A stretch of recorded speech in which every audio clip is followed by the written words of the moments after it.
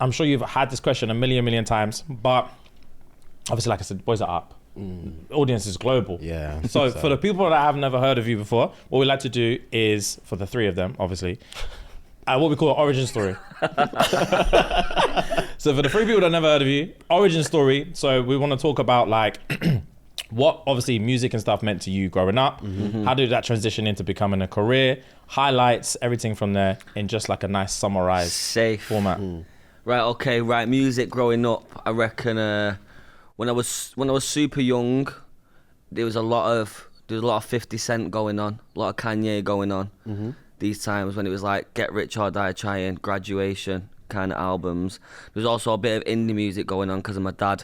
A band called Razorlight, I always remember them a lot. A lot of Oasis, Stone Roses, proper like Manchester kind of shit. And then obviously got a little bit older, started being on a bit of an N-Dubs kind of super fan. That was a chapter. Yeah, elite chapter in life. Used to love Wiz Khalifa. I think that was when I started finding out about what weed was and all that. I don't know if I can say that, but yeah. And then, bro, I don't know, to be honest. And obviously, and then it goes without saying, just grime music in general, just like in school and that's what everyone's listening to and whatnot. And then I don't know, can't even tell you why I started rapping, to be honest, bro. It started because, back to what you said about slagging Philly's mum off. Yeah. It was about me and my boy Sam. We just used to send each other Snapchats on a joke thing, slagging each other's mum off. Oh my days. But rhyming just on some joke shit. Yeah. But then as Semi started clocking, I could spit because he'd send me like 2 lines, and then I'd write one back, and I just kept going. Sick. And I was just like, oh shit, but I never remember the first time I put a beat on and rapped to it. I can't remember that time at all. You know what I'm saying? Fair play, bro. But yeah, it just went from there, and then one time, and then I must have started writing bars, and then one time I was spitting. I was on the park and that, I was rapping. Someone filmed me, one of my brethrens, and then by the time I got home, that video was on YouTube, so I was fuming. I was thinking, you fucking don't post that shit. This is the most embarrassing shit in the world. Especially being from where I'm from and that. There weren't no one rapping then in Manny or anything like that. There's been rappers before, but nothing too serious kind of thing. And then boom, and that was it. So I was fuming, fell out with my brethren. Yo, what, you posted me for trying to embarrass me? What was the narrative of the video? Like, look at this waste man? Or was it like, actually it was sick? just like, the title was just H. Oh, sick. Do you know what I mean? On his YouTube channel that probably had -4 subscribers or something. Yeah. And then boom, and then that was it, bro. And then next minute I've gone to school and girls are coming up to me with earphones in saying, look what I'm listening to, and it's this video on YouTube. I'm like, rah. What's your BBM then? Type shit, you know what I mean? And it all just started coming together. Yeah. And then boom, next minute, the video had like 10k views, which was like a madness at the time. I was like, what? Like 10,000 views. Let's just go again. Wrote some new bars, told him to video it this time and put it out. And then it just all went from there, bro. So you guys squashed that little beef then? Yeah, it's my guy.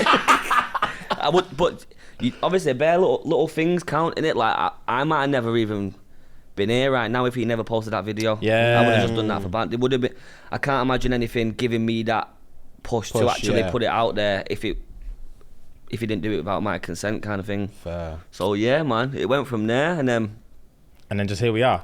And here I am, fucking about, slagging Philly's mum off for a living these days. Bro, to be fair, like I was saying to these man earlier, origin story is like always a techie one. Yeah. Because it's like when you have to actually like recollect what happened, I feel like everyone's waiting for like a very like magical answer. Yeah. Like, oh, I always knew. And I knew this would happen, so I did this, and I knew this would happen, and then I met this manager, and this is clue it. about nothing, bro. Running bars on the park. Yeah, bro. Obviously, it also sounds very generic. That's what everyone done, kind of thing. Yeah. But like, I don't know. It was just a weird one for me because it weren't like. Man weren't from London, bro. They weren't 10 man in the playground spitting bars because everyone wanted to be Dizzy Rascal or something. Do you get what I mean? Like, it was a bit of a different thing. Like, I don't know how to explain it. Like, there was not one person around me spitting bars.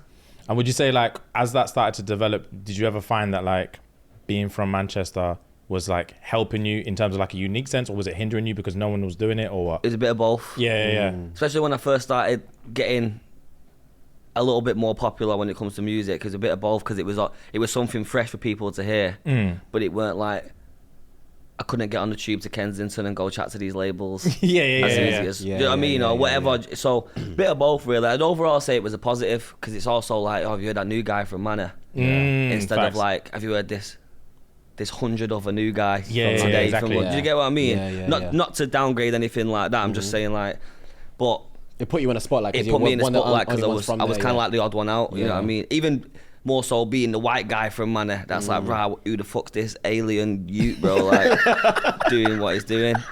So there was no one else around during the time you were starting to spit in Manny that was doing something similar as you? No, not really. There was an older guy called Samurai. He was like from my ends. He was cold. He was always doing his thing.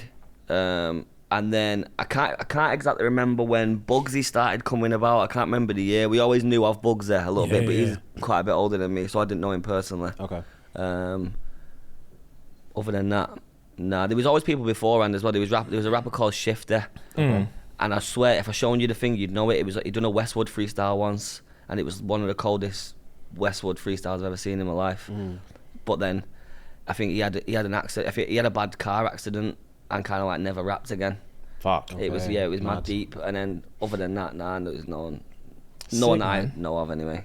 Have you seen like this is a Butters thing, but like have you seen since recently, obviously let's talk about, even if we're just talking about Manchester, just like since you've been doing your thing and things are growing on there, because I even remember when Bugsy was coming around, this is like, bro, this is like a fucking decade ago. Yeah, I remember I was chatting to one thing and she was like, oh, I was on Bugsy Malone's table yesterday. I was like, first of all, who the fuck is that? Yeah. And she was like, oh, he's some rapper from Manchester. I was like, Manchester? Obviously my ego was hurt because it's my thing. Yeah. I was like, Manchester? Bro, chill out, man. Chill the fuck out. And I remember even that was the mentality. He's been putting like mad work in for time. Yeah. Before, like we knew of him in Manchester before half of anyone else knew about him. He's still putting these like tapes out and stuff like that, and then obviously it was the chip thing. That's what happened. Oh, Yeah. So whatever year that was when it went boom. That's always the fucking case, Yeah. To be fair. To be fair. Chips 1v1s keep making and breaking people for 20 years. You had any rap beef before? Nah, You just staying out of that lane? it's not that time really, is it? Not the time, fair. That's not worth it, bro. Yeah, fair. If I was in with you, man. Someone asked me, who asked me yesterday if I would ever, it was fucking Ellis, isn't it? Yeah, he asked me yesterday, like, how much to pull up a diss track on someone? Jeez, fair. He said if it was going to do numbers, would you do it? I said, that's a question for you. Would you do it if it was going to do numbers? It's not worth it. I feel like there's got to be an agenda. Yeah. Yeah, 100%. You know what I mean? Whether it be good or bad, you know what I mean? Like, And where's the line? Because I'll get carried away, bro. And I would just say, this is just pen game. Like, let's not bring knives into it. Yeah. Do you know what I mean? Like, I'm just saying stuff. Don't take what I say seriously.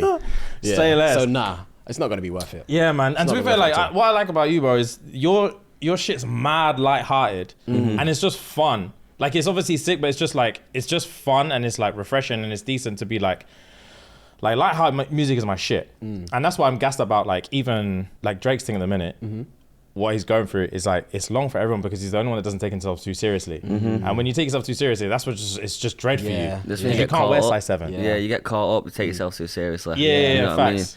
Well, I think, I don't know, sometimes it's just like, I don't know, I might sound too chilled about everything right now, but I just feel like everyone just chill. You know what I mean? Like, what's wrong? Especially like when people like sound all angry and that, but you got millions of pounds in your bank off music. It's like, we don't need to be angry anymore, bro. Everything's fine. Bro, That's when cool. fucking Rick Ross is out here saying like whose yard is bigger, him and Drake's, bro.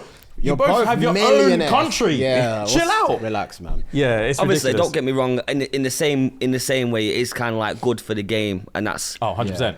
It's entertaining. that's entertaining. That's what rap is originally, innit? Man are on the streets, fucking barring off at each other. So I'm not mad at it at the same time. Obviously, I'm just one of them guys. I'm just like, yeah, whatever. Bro, it's necessary, man. It's like It is necessary. That's It is our necessary. motto. Taking shit serious is Yeah, exactly. butters, bro. Going back to like H and your brand and who you are, was H the name you knew you were always going to use going forward in the music industry? I've been called H. Okay. I've been called H from like primary school. Oh, fair enough. My So it name's was just easy. Yeah, my name's Harrison, innit? So obviously, H. You know what I mean? Yeah, we got it. Yeah, no, you know, I was in Abu Dhabi the other day, and this girl was like, she was chatting. She was like, "What's your real name?" So I was like, "Harrison," and she was like, "So where the fuck's H come from?" Oh. So I was like, "Well, what's the first letter of Harrison?" She was like, "H." I started running about to Bridget. So yeah, it does go over people's heads sometimes. Jesus Christ, that is buzz.